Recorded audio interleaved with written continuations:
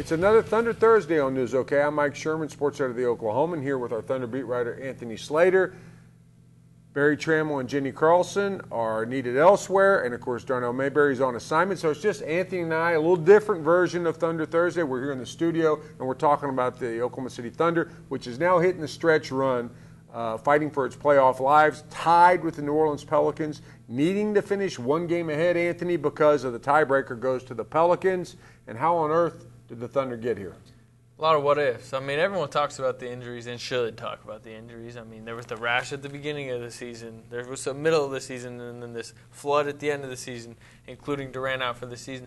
So that is why, the Thunder is fighting for playoff positioning. But beyond the injuries, there's been a lot of, what-if games. I know Darnell Mayberry obviously laid that out today in today's Oklahoman. But if you just look at the Pelicans games, they're 0-2 to the Pelicans at home this season. First one, they don't score. I think they had a 10-point fourth quarter lead, something like that. They don't score in the final 6 minutes. They are 2 points in the final 6 minutes, none in the final three. Blow a lead, lose, and then the next time they come in, blow another fourth quarter lead, and then Davis hits that crazy, double clutch buzzer beater. You win those two games, that flips things because if you flip a head-to-head game, that's 2 games. So that flips it to 4 games plus the tiebreaker. You already have clinched if you just won those 2 games that they really should have won. And then buzzer beaters early in the season when Reggie Jackson's missing a ton of those.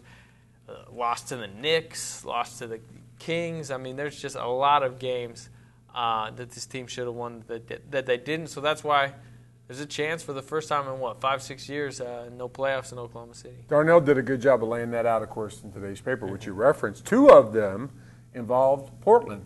Yeah. I mean, there's a couple Pelicans games, there's a couple Portland games. All of those are going to be in the mix, of course, in the next 4 games. But we start Friday night, 2 home games for the contesting teams, Pelicans and Thunder. The Pelicans have the Suns, and the Thunder have the Kings. That looks like, to me, slight advantage Thunder. What do you think?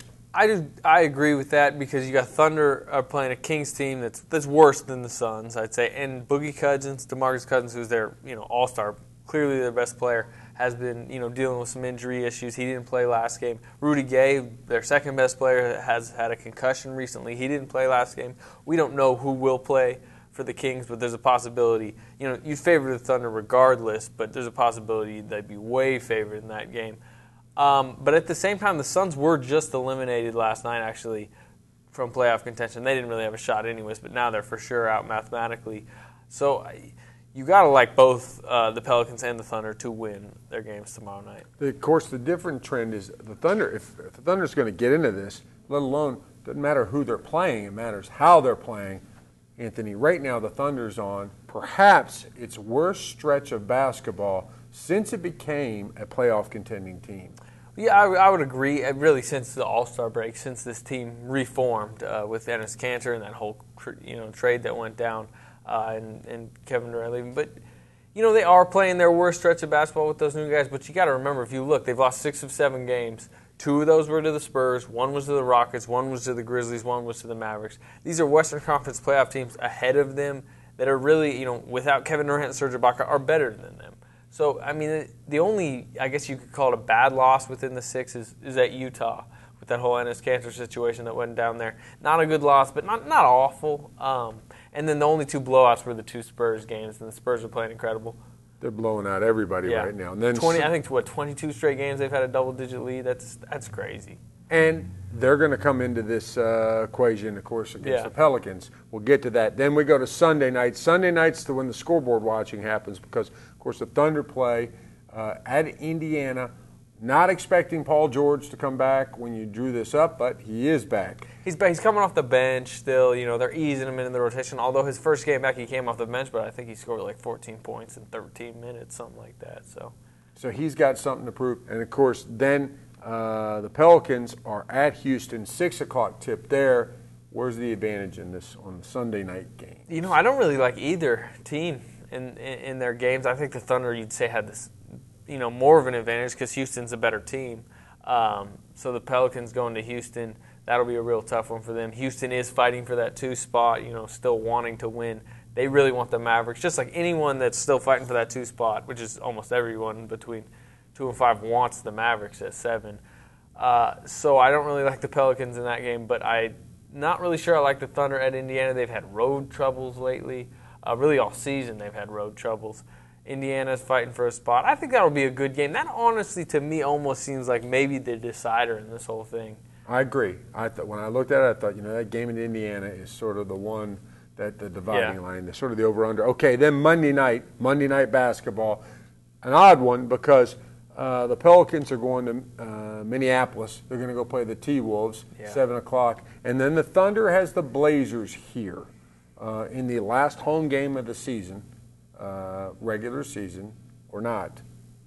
How's that one look? What do you think about Monday? On the face advantage, Pelicans. Timberwolves, even though they're on the road, Timberwolves are not a good team at all. One of the worst in the West. And the Blazers are a very good team, a playoff team. But the funny thing is, if you look at all these Western Conference playoff teams, the one that's resting their players the most lately has actually been Portland. They didn't take 3 guys to Brooklyn recently. They just didn't even put them on the plane. LaMarcus Aldridge has obviously been, he has this thumb tear that he hasn't got fixed. Terry Stotts seems to be not as concerned about positioning because I think he knows they're not going to jump up to 2. So there's a chance he rests some people. There's just a chance Portland is not very desperate coming into Oklahoma City where the Thunder will likely be a very desperate team.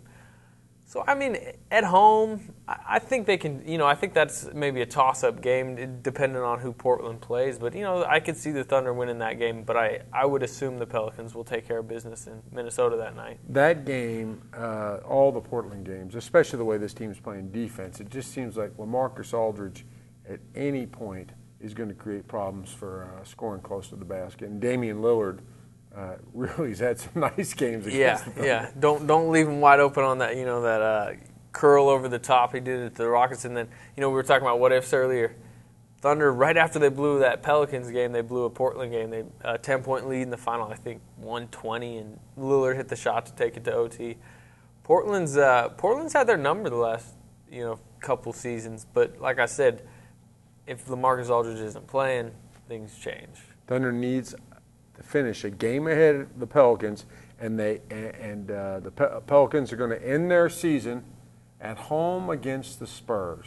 And, of course, the Spurs are the wild card because of the way Greg Popovich just says, hey, we'll rest all these guys. Yeah, but, we've looked at it. He hasn't really done that this season. Maybe some of that is that they've been in the 7 and kind of trying to claw their way up. But Tim Duncan hasn't rested since December. He's played every game. They're playing incredible right now. They're trying to get to the 2 seed, like I mentioned earlier. They want the Mavericks just like anybody else. So that may come down to if the Spurs are solidified in their spot on the final night or if they can still jump or if they're trying to hold somebody off. So I think that that will maybe be the night to watch. If they go into that night tied, it'll be really interesting because the Thunder will not only need to beat Minnesota, which you'd assume they'll be able to do, especially if they really need it, but maybe need old friend Greg Popovich down there. I think the game's in New Orleans, but if they need the win, you got to like the Spurs in that game. But if they don't, Popovich doesn't care if the Thunder get in because they're going to play the Warriors, and honestly, if you could promise Greg Popovich the Thunder will get in and beat the Warriors, which nobody thinks is going to happen, he'd take that. So I don't think he cares at all who's going to get in, but he's not going to help the Thunder. He's strictly thinking about himself, and his team. So. That'll just be dependent on the Spurs situation. He did seem to have some sympathy for his old friends when he was in town on Tuesday. And that was a head kick in Anthony. Well, some sympathy in his post-game quotes, but not in his, in-game substitution pattern. Get smarter. Yeah. That was a fun game to watch on TNT if you were a Spurs fan. Yeah, He was coaching like it was Game 7 or Game 5 of the NBA He's Finals. great at what he does. And they carved him up. Anthony, so my question about that is that game, Tuesday night's game, an outcome and point differential, is that more indicative of how good the Spurs are playing right now or how bad the Thunder's playing?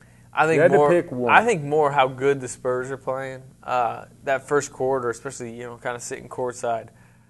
I thought some people kind of roasted the Thunder's effort after the game. a little bit, and how can they be playing like this with so much on the line? I thought they were actually trying really hard in the first quarter. They were missing a lot of layups, getting to the rim, playing hard defense. They held the Spurs in check the first few minutes, but it became clear early that San Antonio was just like far superior with the way they were playing. And I think that by the time it hit second, third quarter, and you're looking up and it's a 30-point lead, the spirits of the Thunder had kind of been broken. But I think that was just indicative of just how good the Spurs have been. Do you think the spirits of the Thunder, do you think there are any irreparable damage done Tuesday night? Irreparable for this season or like long this term? Season. Okay. No, because it was strange because the Pelicans had beat the Warriors that night too, and it was like, wow, this is just a perfect storm of terrible. But then you look yesterday, the Pelicans lose, take a step back, and not only lose, they got blown out in Memphis. And you kind of recalibrate everything and look, 4 games left for each team. We've talked about it.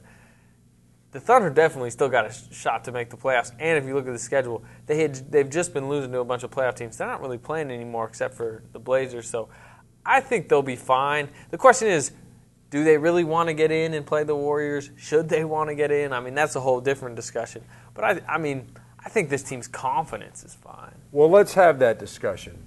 And we haven't written this story. I kind of tried to mix-mash that question into the question of should they want to get in is my question for you. Yeah, we podcasted, shout out Thunder Buddies podcast, check it out. We podcasted and, had this discussion yesterday, and I think Darnell tomorrow is writing about the pick that they can potentially get, which, really is in a lot of ways what this discussion is about.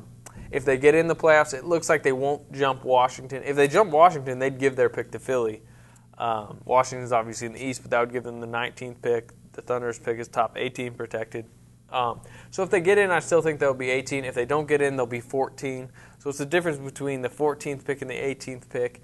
We've seen with Sam Presti the way he drafts. He'll probably pick the same guy at 14 as he'd pick at 18 because the guy's probably going to be projected at 38 or whatever. So I don't think that's a huge difference between 14 and 18. I think, it's more important to get these guys playoff experience, maybe get that kind of feather in the cap. Hey, all of this happened, but they still found a way to make it into the playoffs in the Western Conference, which is so tough. So I think there is still some good in getting in, even if it's a 4 or 5 game series against the Warriors. Where I see the issue more than the pick, if it's just the difference between 14 and 18, it's just the lingering concern of another injury. You see the way Russell Westbrook's playing. You see when his, just think about the Spurs game the other night. It looked almost a couple times like he had got hurt. He's coming up limping because he goes so hard, and he goes even harder when his team is when he's frustrated, he doesn't see the help around him. The other team's ahead. He seems to go even more full throttle, which, puts himself in danger of maybe another injury. You knock on wood, you don't want to say that, but 4 games against the Warriors where they're going to be, high intensity environments, playoffs. He knows it's a big stage. I think that's where your concern is. It seems to me that just given the character of the team, the sort of overall culture of the team, and the idea that they brought in these guys like DJ Augustin, Darnell referred to this in the story. DJ Augustin, Anthony Morrow. Augustine's been there before. Kanter has not. Kanter, it's funny. I said that to Kanter in an interview. I was like, you never been in the playoffs. What's it like? He's like, no, I was in the playoffs. People forget his rookie year. He didn't play much, but they got in and got swept by the Spurs. Okay, yeah. 1-8, they got swept by the Spurs. So he's been in. He's like, yeah, I've been in the playoffs, but he not really. That's the thing. They're going to get in the playoffs, but there's so much of a difference between what Enes Kanter's been in, which is 1-8, and even what they'll be in this year, which is a 1-8 against the Warriors, where they're not maybe expected to win more than a game, and what we've seen the past few years, the playoff experience Durant and Westbrook and Ibaka have gathered, which is high-level Western Conference Finals, even in NBA Finals. There's a ton of difference. So we talk about playoff experience, but there's different levels of playoff experience. The different levels of playoff experience, of course, are sitting on the Thunder bench. Yeah. Except for Westbrook, Durant, Carlson, Ibaka, those guys who have been there for the deep runs. Carlson is expected to be back probably. I would expect him to play tomorrow. He's going to be back soon. But So give me an idea. What's the upside? What's the absolute best case scenario for what his contribution coming Nick back Carlson? would mean? Yeah.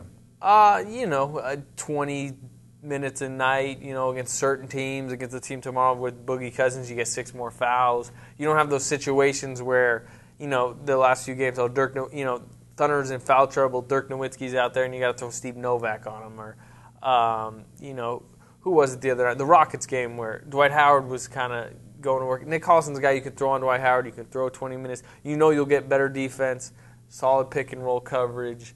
He'll help, but, he's not Serge Ibaka or Kevin Durant, obviously. And can he stem the defensive problems, which have just been deep and wide? I think he'll help, just like Andre Robertson, who just came back, will help. But, you really need the anchor of it all, which is Ibaka, defensively. And then to stem the tide of all the issues and get this team back to a title team, you need Durant, which obviously won't happen. So. No Durant. Does the fact that Durant is not coming back change at all the equation or the thinking behind the Thunder maybe bringing in Serge Ibaka back in the playoffs? I think so, because if Kevin Durant was back and Serge Ibaka still has this scope, and he's it was a 4 to 6 week timetable. 4 weeks it would be April 14th, which is the day before the last game in the regular season. He's been doing more. He's been shooting, lifting off that right foot. They seem to be slowly bringing him along. But, even if Serge Ibaka comes back, he'll help. Maybe he gets you an extra game in that Warriors series. He makes things more interesting. But this is not a title team without Kevin Durant. I don't think anyone thinks it is. So do you push, with all the injury issues, setbacks, everything else that's happened with Westbrook last year, with Durant obviously in the foot this year, do you bring Ibaka back and risk, re-aggravating that knee? Or do you just kind of hold back and say, let's gather and get everyone as healthy as possible going into next season? That's almost the same argument as why you might not want to get in with Westbrook. Just try. The beginning of next year is the first time they'll again be an NBA title contender. You want everyone as healthy as possible then. So maybe you just hold Serge Ibaka out. Except for the Thunder's sort of lab experiment approach to things. Sam Presti, I'm not saying they'd put him out there in any kind of diminished state. Yeah. But the risk is what I'm talking about. Do they really see there's a risk getting hurt in practice? For all we know, he did. You're right. You don't want to operate under this, you don't want to play because you think you'll get injured. Plus, what they like to see is, and they had this in San Antonio, the Spurs' success is the seeds for the Spurs' success, the great success they've had recently, were sown in first-round defeats to the Lakers and just really, some really some disappointing things. The success was sown in this devastating injury to David Robinson that propelled them into the lottery where they drafted Tim Duncan. I'm not saying that there's not risks real, but I'm saying the imagined ones that he could get hurt strike me as a possibility that they would bring him back because they don't really deal in those kind of hypotheticals. I agree with that, and I don't think they'll rush him back now in this situation. Whereas if Durant was here, they may put, hey, Warriors series about to start. We got to push him back. They won't push him back if he's for sure healthy, and he'd go if it was a regular season game, and he can go if it's a playoff game. He'll do it. Just where I see maybe the benefit is with Enes Kanter. He really helps Enes Kanter's defensive deficiencies. Though I think we saw that in the first 10 or so games they played together. I think, especially with Kanter being a restricted free agent, although I think they're going to retain him, seeing those two work together in tandem again, just seeing this big man rotation that, we really think could probably be one of the better big man rotations in the league moving forward, especially with all the young guys they got. I'd like to see them play more games together, but, if it comes at any risk of injury, I don't think it'll happen. When they were healthy, that was a formidable front line. Yeah. That was a lot of variety there with Adams and Adams coming off the bench. Like Gary. There was some good stuff there. Okay. But before you got a big story coming up for Sunday, which I want to talk to you about. Yeah. But before we get there, let's talk a little bit about Scott Brooks. This ending, this stretch right here, really has been some bad basketball, some frustrating basketball, and even though there's been injuries, what if the Thunder doesn't make the playoffs, and in any way that stretch of rough basketball continues the next 4 games? What could it cost? What will it cost Scott Brooks? I mean, maybe a little bit of trust within the organization, but I don't think it'll cost him his job. I think that's the one thing that kind of is underlying in that question. Will it cost him his job? And, if they had disappointed this season, the crazy thing is, I mean, we probably could have a, more reasonable discussion about Scott Brooks' job security if they had been healthy all season. But in some ways, the injuries, I'm sure he doesn't want it because he wants a shot at the title, but it gives him an excuse. We don't know what would have happened if this team is fully healthy. If Greg Popovich is coaching this team, they're not going to be a title contender. Just because you lose Durant, you lose Ibaka, you lose everyone in different times that they have throughout the season. Pretty much, I think every single player has been injured. That's Barry Trammell's point he made good in a column a couple weeks ago, in which the real casualty of this season is the ability to know where you stand. Yeah. Where you stand with these two, with Cantor and the four big men, where you stand with Durant and Westbrook, where you stand with all these, bringing Morrow in. Of course, we kind of got an idea of Morrow, but where you stand with the depth and where you stand with the coach. In other words, do we know any more about what Scott Brooks' ability to take the Thunder to the summit this season than we did before? We don't really know. No, we don't. I mean, if this team was fully healthy and they lost in the second round, I think there would have been a shot that maybe he gets let go. But with the state of the team right now, even if they don't make the playoffs, Sam Presti can't necessarily say this is Brooks' fault when he just has to look next to him during games and he sees Kevin Durant in a wheelchair, or not a wheelchair, his little motorized scooter. I'd say the only way he loses his job is if the stars come and say they don't want him there. If the team isn't listening to him and lets Sam Presti know. But I don't think that's the case. But we seem to be getting evidence that it's the opposite. There's some evidence that back right after the All-Star game, when we had our little fracas with Russell Westbrook and Barry Trammell, right back at the time when Kevin was saying, "You guys don't know anything." The frustration seemed to be over columns and stories written about Scott Brooks' job status. Yeah. And it seems like those guys are still voting solidly in the Scott Brooks. Unless they're saying something behind the scenes that we don't know, and obviously right. they wouldn't let us know that. So, you remember Kevin Durant. I think the way Kevin Durant views this season is, remember he came back from the All-Star break. It was after he had that mini blow-up, and then he had a very real interview where he almost told, he kind of told the media, "Ask me anything you want." He got real about this season, was just saying, if these injuries weren't the case, we wouldn't be in this situation. We'd still be a 1 or 2 seed. And he's right. So I think that's I don't think he's sitting up there thinking, why is Brooks making this substitution right now? I think he's just sitting there going, man, if I was playing. Yeah, what's anybody going to do this year? Mm-hmm. This year, if you're Scott Brooks. Now, a different question of that is, so give me 2 things that make you think Scott Brooks is the guy who can take this team to a title, and 2 things that make you wonder whether he is. I guess the first thing that says maybe he can take you to the title is he has gotten to an NBA Finals, and if you get to an NBA Finals, they were 1-0 up on the Heat, and then there's that whole controversial foul at Game 2. If LeBron struggles in that series, and that foul gets called, and LeBron doesn't take it to that otherworldly level, then the Thunder have a title. So. And Scott Brooks was the coach. There's a lot of ifs there, but that's okay. But I'm just saying, the fact that you've gotten to an NBA Finals. So that he's gotten there, that's number one. Means that, I'm not necessarily saying Brooks was the reason, but I'm just saying he coached a team to an NBA Finals. He can. He definitely has the trust of his team.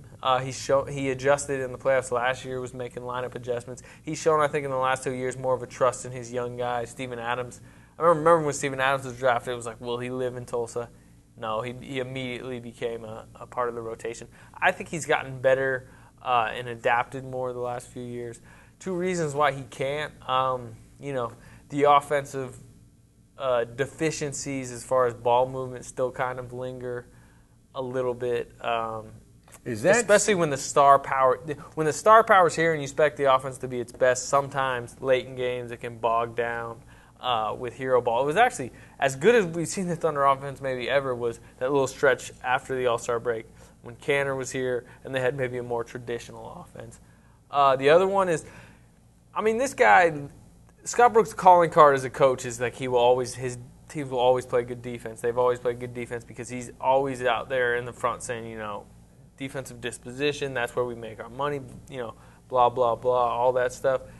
And he's lost his defensive players, and he's lost the defensive numbers as well. So maybe that's two concerning points. Okay, that handles a couple questions we had on News OK Live page.